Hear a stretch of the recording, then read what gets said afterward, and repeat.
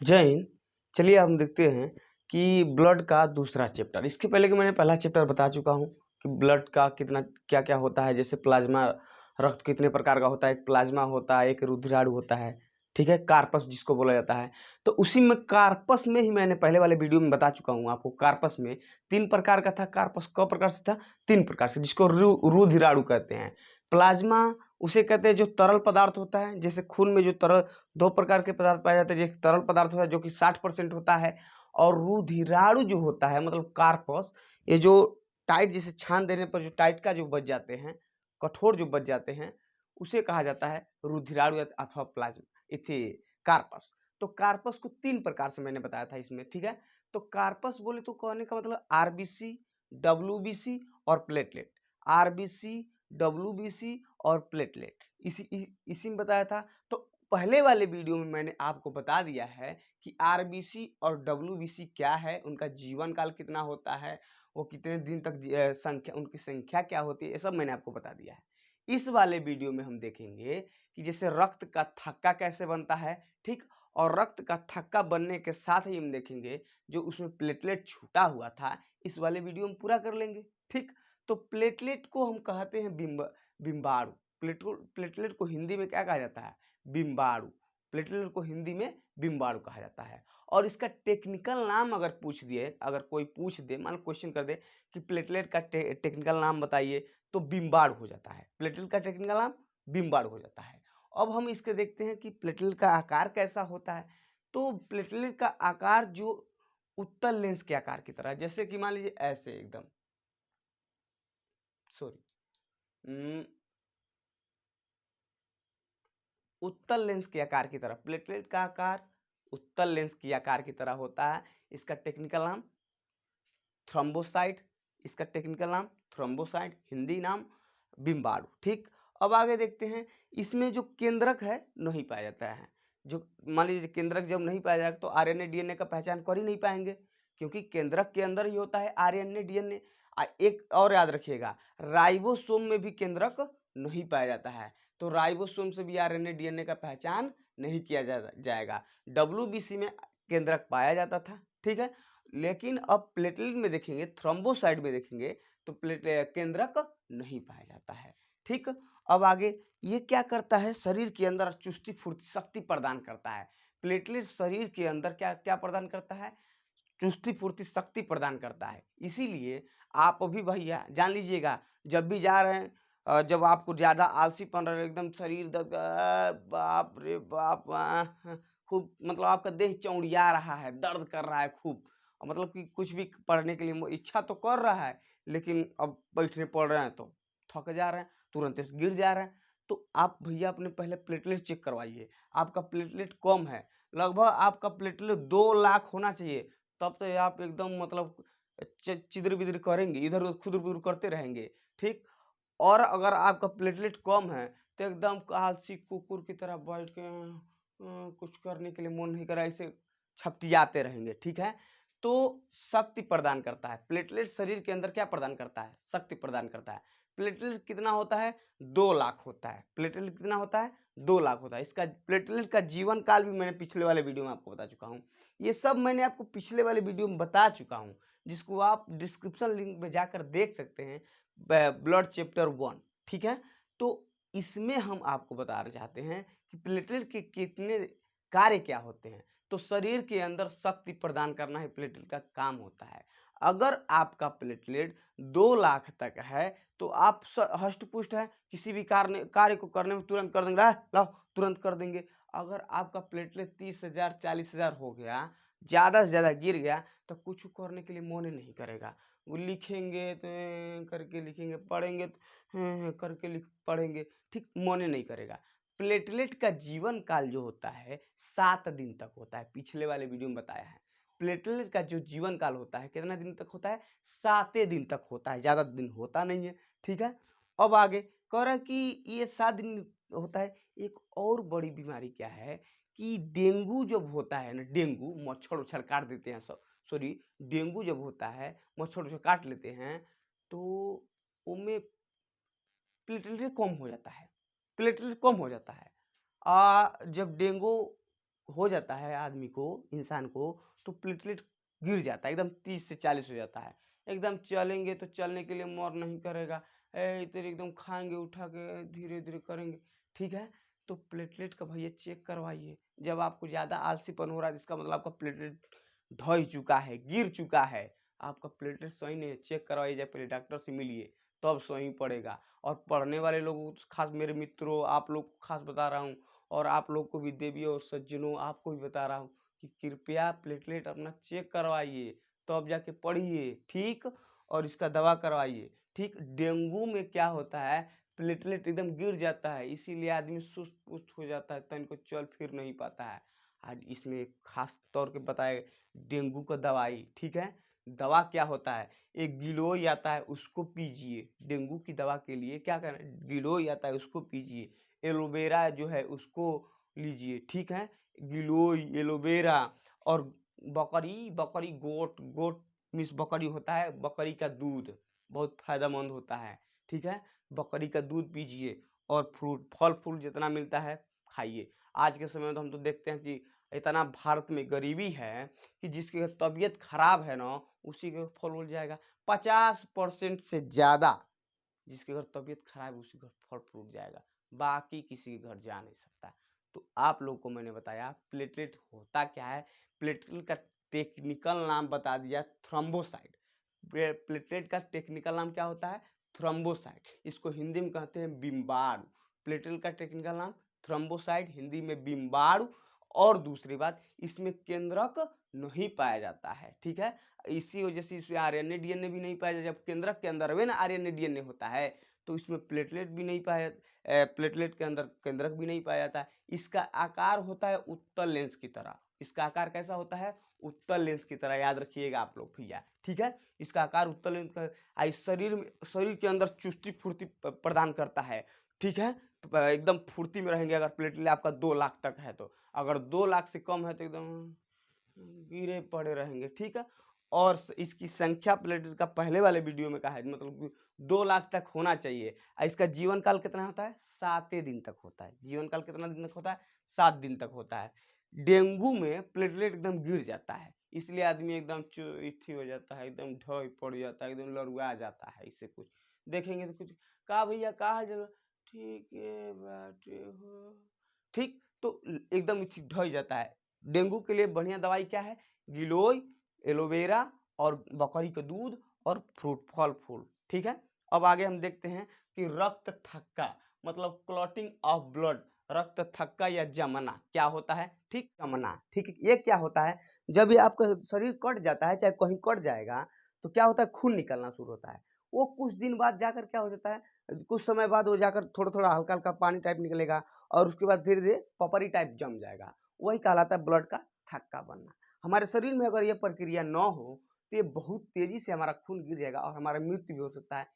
इस प्रकार की बीमारी को, जैसे अगर ब्लड का थक्का नहीं बन रहा है आपके शरीर के अंदर, कहीं कट गया और बहते जा रहा है, बहते जा रहा है, कितना हो मून रहे हैं, ठीक है, कुछ समय बाद फिर खोल फिर बहना शुरू हो जाता है, थक्का नहीं बनता है, इसको कहा जाता है हीमोफीलिया।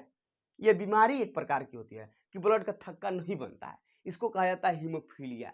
इस प्रकार की बीमारी सबसे पहले इंग्लैंड की महारानी विक्टोरिया को हुआ था। तो हीमोफीलिया की बीमारी क्या क्या कैसे होती, क्या होता है कि इसमें रक्त का थक्का नहीं बनता है, ठीक है। और यह बीमारी सबसे पहले इंग्लैंड की महारानी विक्टोरिया को हुआ था, महारानी विक्टोरिया को हुआ था, ठीक है। अब अगला स्टेप में हम कहते हैं, बहुत लोग कहते हैं कि विटामिन के की वजह से रक्त का थक्का बनता है, विटामिन के की वजह से रक्त का थक्का बनता है। ऐसा कम आप लोग जानते हैं, ठीक है। ये बच्चे वाला खेल है। अब आप जानेंगे कि रक्त का जो थक्का बनता है कुल 4 स्टेप में बनता है, 4 प्रोसेस लगता है उसको बनने में। रक्त का जो थक्का हमारा कट जाता है, पपड़िया जो जम जाता है, उसको रक्त का थक्का बोला जाता है। बनने में 4 स्टेप लगता है, जिसको प्रोसेसिंग कैस्केडिंग प्रोसेस बोला जाता है, कैस्केडिंग प्रोसेस बोला जाता है। तो रक्त का थक्का 4 मिनट में बनता है, मतलब 4 मिनट टाइम लेता है थक्का बनने में। यह प्रोसेस कितना होता है, 4 मिनट का। ये 4 टाइप का बनता भी है, ठीक। तो एक एक करके हम जानेंगे। कैस्केडिंग प्रोसेस बोला जाता है, ये जो रक्त का थकाव बनता है इसको कैस्केडिंग प्रोसेस बनता है। आइए एक एक करके हम इसके बारे में जानते हैं कि रक्त का थक्का बनता कैसे है। आपको मैंने बता दिया है कि रक्त में 2 प्रकार का पाया जाता है, एक प्लाज्मा होता है, एक रुधिराणु होता है। कैसे थी रुधिराणु होता है। उस रुधिराणु के अंदर 3 प्रकार का पाया डब्ल्यूबीसी, आरबीसी और प्लेटलेट। तो प्लेटलेट इसमें पाया जाता है, प्लेटलेट को थ्रोम्बोसाइट बोला जाता है। जैसे ही प्लेटलेट कटता है, मतलब शरीर आपका कटता है, प्लेटलेट तुरंत जग जाता है और प्लेटलेट तुरंत ये जाकर वायु के साथ संपर्क कर लेता है। आपका ज्यों शरीर कटा, प्लेटलेट जगा और जाकर तुरंत ही वायु के साथ संपर्क कर लेता है। और जब वायु के साथ संपर्क कर, पहले स्टेप में बता रहा हूँ, 4 स्टेप में रक्त का थक्का बनेगा। पहले स्टेप में जो शरीर कटा उसमें के थ्रोम्बोसाइट निकला, मतलब प्लेटलेट निकला और वायु के संपर्क में आ गया, मतलब वायु के साथ दोस्ती कर लिया, कहा मितऊ हम आ गए। अब आ गए मितऊ के साथ, तो यह कहलाया थ्रोम्बोसाइट। वायु के साथ संपर्क में आया तो वह कहलाया थ्रोम्बोप्लास्टिन। थ्रोम्बोसाइट वायु के संपर्क में आया तो वह कहलाया थ्रोम्बोप्लास्टिन। अब दोनों दोनों मितऊ मितऊ मिल गए तो कहलाया थ्रोम्बोप्लास्टिन। ठीक है, अब थ्रोम्बोप्लास्टिन में बन गया। ठीक, अब जब थ्रोम्बोप्लास्टिन बन गया तो ये कहेगा बाबू तुम लोग रुक जाओ, अब हम जाते हैं आगे, देखो हमारा कमाल देखो। अभी जाता है दूसरे स्टेप में, हम स्टेप में देखेंगे कि दूसरे स्टेप में थ्रोम्बोप्लास्टिन जाता है कैल्शियम से मित्रता कर, दोस्ती कर लेता है। कहता है ये मितो कैल्शियम मितो इधर आओ। थ्रोम्बोप्लास्टिन दूसरे स्टेप में जाता है कैल्शियम के साथ मित्रता कर लेता है और कहता है कोई है जो इस रक्त को थक्का बना सके, नहीं तो बहते जाएगा हम खत्म हो जाएंगे। तो कैल्शियम, थ्रोम्बोप्लास्टिन जाकर कैल्शियम के साथ मित्रता बनाता है और कैल्शियम कहता है ये वो है जो हमारे मऊसा जी हैं, वो ढेर दिन से उसी तरह कोनो काम धंधा नहीं है और उनको बताएंगे तो जान जाएंगे। ठीक है, तो थ्रोम्बोप्लास्टिन जाता है कैल्शियम के साथ मिलता है और कैल्शियम ये दोनों मिलकर किसके साथ क्रिया, प्रोथ्रोम्बिन के साथ क्रिया करते हैं। अब जब प्रोथ्रोम्बिन के साथ जाकर संपर्क करते हैं तुरंत प्रोथ्रोम्बिन जग जाता है, वो जान जाता है काय खातिर बेटा आए हो तुम लोग। ठीक है, तो जब ये प्रोथ्रोम्बिन जग जाता है तो वह कहलाता है थ्रोम्बिन। प्रोथ्रोम्बिन क्रिया करने के लिए जब जग जाता है, थ्रोम्बोप्लास्टिन और कैल्शियम दोनों साथ मिलकर इसको जगाए, प्रोथ्रोम्बिन को, अपने मौसा को। अब ये इनका मौसा जगे, जो जगेगा तो वह कहलाएगा थ्रोम्बिन। क्या कहलाएगा, थ्रोम्बिन। पहले स्टेप में आता है थ्रोम्बोसाइट वायु के साथ संपर्क में आया तो कहलाया थ्रोम्बोप्लास्टिन, और जब दूसरे स्टेप में थ्रोम्बोप्लास्टिन कैल्शियम के साथ जब संपर्क में आया और इसको जगाना शुरू कर दिए प्रोथ्रोम्बिन को। अब प्रोथ्रोम्बिन जग गया है, अब तो वह कहलाएगा क्या, थ्रोम्बिन। प्रोथ्रोम्बिन क्रिया करने के लिए उत्सुक हो गया है, जाग गया है, तो वह कहलाएगा प्रोथ्रोम्बिन। उस तरह सोया था तो थ्रोम्बोप्लास्टिन और कैल्शियम जगाए तो प्रोथ्रोम्बिन कहलाता था। अब जब जग गया है तो थ्रोम्बिन कहलाएगा। क्या कहलाएगा, थ्रोम्बिन। अब जब थ्रोम्बिन जाएगा कहेगा बेटा तुम लोग रुक जाओ, हमारा जिम्मेदारी है, हम अपना काम कर लेंगे। तो थ्रोम्बिन जाएगा यहाँ पर। तीसरे स्टेप में आते हैं, पहले दूसरे स्टेप, पहला स्टेप और दूसरा स्टेप हो गया। अब तीसरे स्टेप में आते हैं, ये थ्रोम्बिन आता है यहाँ। थ्रोम्बिन आता है तो कहता है फाइब्रोनोजन को, कहता है ये तो अरे लड़का बड़ा परेशान बना सो और संग संग हम लोग भी परेशान है। तो थ्रोम्बिन जाता है फाइब्रोनोजन को साथ मिलाता है, फाइब्रोनोजन को साथ में मिलाता है। थ्रोम्बिन फाइब्रोनोजेन को साथ में मिलाता है और एक क्रिया करता है जिसको कहा जाता है फाइब्रिन। क्या कहा जाता है, फाइब्रिन। फाइब्रोनोजेन और थ्रोम्बिन एक साथ क्रिया करते हैं तो क्या बन जाता है, फाइब्रिन। क्या बन जाता है, फाइब्रिन। जब बन जाता है तो अब तो खेल खत्म। फाइब्रिन जो नोजेन क्या होता है, ये अब चौथे स्टेप में आते हैं। ये एक प्रकार का फाइब्रिन एक जाली आकार का होता है जिसे बनाए हैं, एक जाली आकार का होता है। ठीक, अब ये जब जाली आकार का होता है तो फाइब्रिन जो बन गया है ये जाली आकार का होगा। अभी जाकर दुवरिये पर रुक जाता है। अब खून ब्लड और उधर से आते हैं तो फाइब्रिनोजिन रुधिराणु जब आते हैं तो वही जलिया में जाके फंस जाते हैं। जैसे कि आप कोई नाली वाली में पानी उनी बह रहा है और वहीं पर एक छड़ रख दीजिएगा इधर को खाँच के, तो जितना कबाड़वा रहेगा सब आके रुक जाएगा। तो फाइब्रिन जो होता है ये जाके वहीं पर रुक जाता है, जाली नुमा होता है, यहीं पर जाकर रुकता है। तो सब रुधिराणु प्लेटलेट जितना सब हो गए आके कर शरीरिया में फंस जाते हैं। और जब फंस जाते हैं तो वही धीरे धीरे जमा हो जाते हैं और थक्का बन जाता है, और जब थक्का बन जाता है तो कुछ समय बाद वो सूख जाता है, सूख जाता है कुछ दिनों बाद वो पपड़ी बन के उपज जाता है। अगर तुरंते उपजिएगा तो वो उपज जाएगा, फिर बहना शुरू हो जाएगा। ठीक? तो नहीं, ऐसा काम नहीं करना है। ठीक? तो अब इसी डब्ल्यूबीसी, आरबीसी आकर उसमें फँस जाते हैं और रक्त का क्या बन जाता है? थक्का बन जाता है। तो इतने स्टेप होते हैं रक्त का थक्का बने। एक बार और हम देख लेते हैं क्या प्रक्रिया होती है, ज़रा थोड़ा तेज़ी से हम देख लेते हैं। कहने का मतलब, जैसे ही कटा थ्रोम्बोसाइट, जैसे कटेगा थ्रोम्बोसाइट जाकर मिलेगा वायु से। ठीक? तो ज्यों कटेगा तो जाकर थ्रोम्बोसाइट मिल जाएगा वायु से, और वायु से मिलने को थ्रोम्बोप्लास्टिन बना देगा। जब थ्रोम्बोप्लास्टिन बना देगा, जब वायु से मिला तो किसको जगा दिया? थ्रोम्बोप्लास्टिन की प्रक्रिया शुरू हो गई। अब जब कहेगा कि अब हमसे हो नहीं पाएगा, तुम लोग रुक जाओ, थ्रोम्बोप्लास्टिन भागते आएगा। दूसरे स्टेप में देखते हैं, थ्रोम्बोप्लास्टिन अब क्रिया करेगा कैल्शियम के साथ। तो थ्रोम्बोप्लास्टिन क्रिया करेगा कैल्शियम के साथ, ये दोनों मितऊ मितऊ मिल गए। अभी कहेगा कैल्शियम से, ए कोई है जो रक्त को थक्का बना सकता है? तो वो कहता है हमारे एक मौसा हैं, चलो बात करते हैं उनसे। थ्रोम्बोप्लास्टिन कैल्शियम के साथ जाता है और इसकी किसको जगाता है? प्रोथ्रोम्बिन को जगाते हैं सब। अब जब प्रोथ्रोम्बिन तो इसीलिए बैठा रहता है कि कोई जगाए, हम अपना काम करें। तो थ्रोम्बोप्लास्टिन और कैल्शियम मिलकर प्रोथ्रोम्बिन को जगाते हैं, और जो ही वो जाकर प्रक्रिया करना शुरू करेगा, यह कहलाएगा थ्रोम्बिन। प्रोथ्रोम्बिन जागेगा और प्रक्रिया शुरू करेगा तो वह कहलाएगा थ्रोम्बिन। अब आएगा थ्रोम्बिन तीसरे स्टेप में। तो तीसरे स्टेप में जब आता है तो प्रोथ्रोम्बिन जाकर मिलता है किसके? फाइब्रोनोजेन को। प्रोथ्रोम्बिन कहता है एमी तो लइको बड़ा परेशान मानस भते जाता। तो क्या किया जाए? तो थ्रोम्बिन जाकर मिलता है फाइब्रोनोजेन से, फाइब्रोनोजेन से। तो प्रोथ्रोम्बिन जाकर तीसरे स्टेप में मिलता है फाइब्रिनोजन से, और ये क्या करता है? तब जाकर एक बनाता है, एक रिएक्शन करके बनाता है फाइब्रिन। क्या बनाता है? फाइब्रिन। एक प्रक्रिया शुरू हो जाती है। तो प्रोथ्रोम्बिन और थ्रोम्बिन और फाइब्रिनोजिन मिलकर बनाते हैं फाइब्रिन, और ये फाइब्रिन अब तो चौथे स्टेप में आकर देखते हैं। फाइब्रिनोजिन फाइब्रिन एक जाली आकार नुमा होता है, कटने के बाद ये जाकर वहीं पर जमा हो जाएगा प्रक्रिया शुरू होने के बाद। अब जब वही जब रुक जाएगा तो सब ब्लड, आरबीसी, डब्ल्यूबीसी, प्लेटलेट जितना आएंगे सब आकर वहीं पर रुक जाएंगे। ठीक, और जब रुक जाएंगे तो रक्त का थक्का बनना शुरू हो जाएगा। तो ये प्रक्रिया होती है। ठीक, अब क्या होता है कि जैसे कि इसी में प्रक्रिया, जैसे मैंने आपको बता दिया कि विटामिन, अब इसमें विटामिन के कहाँ है? अब बताइए, आप लोग कह रहे थे कि विटामिन के की वजह से बनता है, विटामिन के कहाँ है? तो ये सारा का सारा प्रक्रिया सहयोग करता है, इस सबका बाप बैठा रहता है विटामिन के। इन्हीं के वजह से ये सारी प्रक्रिया होती है। थ्रोम्बोसाइट मिला वायु से, थ्रोम्बोप्लास्टिक बनाया, थ्रोम्बोप्लास्टिक मिला कैल्शियम से, प्रोथ्रोम्बिन से, तो थ्रोम्बिन बनाया, थ्रोम्बिन आया तीसरे स्टेप में, मिला फाइब्रोनोजेन से, तो फाइब्रिन बनाया, और फाइब्रोनोजिन में जाकर फंस गया रुधिराणु प्लेटलेट्स, तो रक्त का थक्का बन गया। ठीक, अब क्या होता है? तो इस सब की प्रक्रिया करने में सहायक कौन होता है? विटामिन के। इन सभी प्रक्रियाओं को करने में सहायक कौन होगा?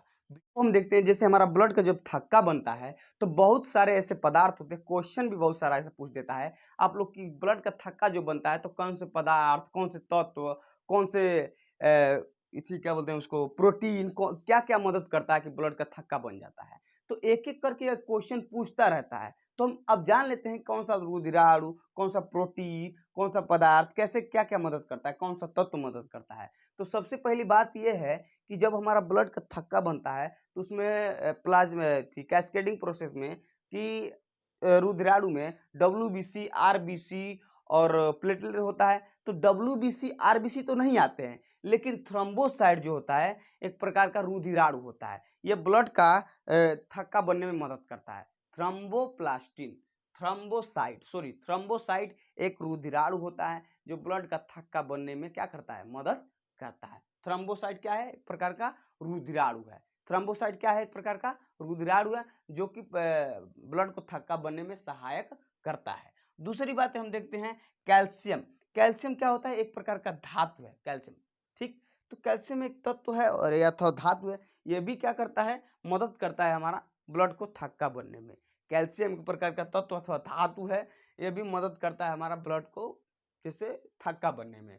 और दूसरा हम देखते हैं, जैसे कहने का मतलब अगर क्वेश्चन पूछे तो कौन सा प्रोटीन मदद करता है रक्त का थक्का बनने में, तो प्रोथ्रोम्बिन देखेंगे तो आप लोग थ्रोम्बिन बन गया था। प्रोथ्रोम्बिन अपना बड़ा त्याग किया था, प्रो को हटाकर थ्रोम्बिन बन गया था। तो प्रोटीन, ये प्रोथ्रोम्बिन एक प्रकार का प्रोटीन है। प्रोथ्रोम्बिन एक प्रकार का प्रोटीन है जो कि थ्रोम्बिन बन चुका था। ये ब्लड को थक्का बनने में बड़ा सहायक करता है। ठीक है, ब्लड को थक्का बनने में बड़ा सहायक करता है। अब आगे देखते हैं फाइब्रिनोजेन। फाइब्रिनोजेन जो होता है, फाइब्रिन बन जाता है। फाइब्रिनोजेन जो बन होता है, यह फाइब्रिन बन जाता है। यह एक प्रकार का क्या है, प्रोटीन है। फाइब्रिनोजेन एक प्रकार का क्या बन जाता है, फाइब्रिनोजेन बन जाता है। फाइब्रिनोजेन फाइब्रिन बन जाता है और फाइब्रिनोजेन एक प्रकार का प्रोटीन है। तो अब एक एक करके जानिए। कहने का अर्थ यह है कि रुधिराणु में पूछेगा तो थ्रोम्बोसाइट बता दीजिएगा। रुधिराणु में पूछेगा कि रक्त का थक्का बनने में कौन सा रुधिराणु मदद करता है, तो थ्रोम्बोसाइट। अगर क्वेश्चन पूछ दे कि रक्त का थक्का बनने में कौन सा तत्व मदद करता है, तो कैल्शियम। रक्त का थक्का बनने में कौन सा तत्व मदद करता है, कैल्शियम। रक्त का थक्का बनने में तीसरे नंबर पर कौन सा प्रोटीन सहायक होता है, तो आप बता सकते हैं कि प्रोथ्रोम्बिन। क्या होता है, प्रोथ्रोम्बिन एक प्रकार का प्रोटीन होता है। तीसरे नंबर पर देखते हैं कि रक्त का थक्का बनने में फाइब्रिनोजेन भी मदद करता है। ठीक, तो आप बता सकते हैं। अब आगे क्या होता है कि इसमें भगवान ने बड़ा दिमाग लगाया, कहा कि अब देखते हैं कि एक ऐसे व्यवस्था नहीं चल पाएगा। मान लीजिए रक्त का थक्का कहीं अंदर जम जाए तब क्या होगा। अब थक्का तो हमारा है, अब कहीं अंदर में खून में जम जाए तब क्या होगा, तो आदमी तो मर जाएगा तुरंत ही। क्योंकि रक्त का थक्का बनना एक आदमी मृत्यु को खुला चुनौती देना। अब सांप जब काटता है तो रक्त का थक्का बनना शुरू हो जाता है और आदमी का मर जाता है उसी में। अब क्वेश्चन ये है कि जैसे क्या होता है कि अगर ब्लड जो है बाहर थक्का न बने तभी नहीं चलेगा, अगर अंदर थक्का बन जाए तभी मृत्यु हो जाएगा, अब बाहर थक्का न बने तभी मृत्यु हो जाएगा। तो इस प्रोसेस में क्या होता है, एक एंटी क्लोथिंग होता है जिसको हेपरिन बोला जाता है। एंटी क्लोथिन जिसको हेपरिन बोला जाता है। एंटी क्लोथिन जिसको हेपरिन बोला जाता है, रक्त के अंदर ही रहता है। रक्त के अंदर कौन रहता है, एंटी क्लोथिंग हेपरिन रहता है रक्त के अंदर वह। ठीक, हेपरिन वायु के संपर्क में आने पर तुरंत मर जाता है। हेपरिन वायु के संपर्क में आने पर तुरंत मर जाता है। देखिए भगवान का कितना बढ़िया कॉम्बिनेशन है। ये क्या करते हैं भगवान, कहते हैं कि कुछ ऐसा प्रोसेस चलाया जाए जो बाहर अपना चाल ना चला सके, अंदर भी अपना चाल चला सके। इससे कोई मतलब नहीं है, नहीं तो बाहर भी चला लेगा अंदर भी चला तो सबका बाप बन के बैठ जाएगा। अब देखिएगा थ्रोम्बोसाइट है, चारों स्टेप जो हैं इन सब को, इन सब का अंदर नहीं चलता है कुछ, इस सब चलता है हेपरिन का, अंदर इनका कुछ चल ही नहीं पाता है। ठीक, अब जैसे ही हेपरिन कटने के बाद वायु के संपर्क में आता है, हेपरिन क्या हो जाता है, मर जाता है। देखिए भगवान से क्या विचार बना था कि हेपरिन कहा था कि देखिए हमारे आगे इन सब का चलेगा नहीं, तो भगवान ने कहा चलो ठीक है भाई, चलेगा नहीं, चलेगा नहीं। तो ये चारों स्टेप वाले कहें कि भगवान हमारा भी कुछ भला सोचिए। कहा अरे बाबू चिंता मत करो ना, वो तोहरे एरिया में अइते अइले से पहले मर जाइयो, तू काहे चिंता करत ल। ठीक, अब तो ये खुशी मनाने ले सब। तो क्वेश्चन ये है कि वायु के संपर्क में अगर हेपरिन आ जाता है, जिसे कटता है अंदर रहेगा, तो हेपरिन जब तक रहेगा, वायु के संपर्क में नहीं आया तो हेपरिन खून के शरीर के अंदर खून को जमने नहीं देगा।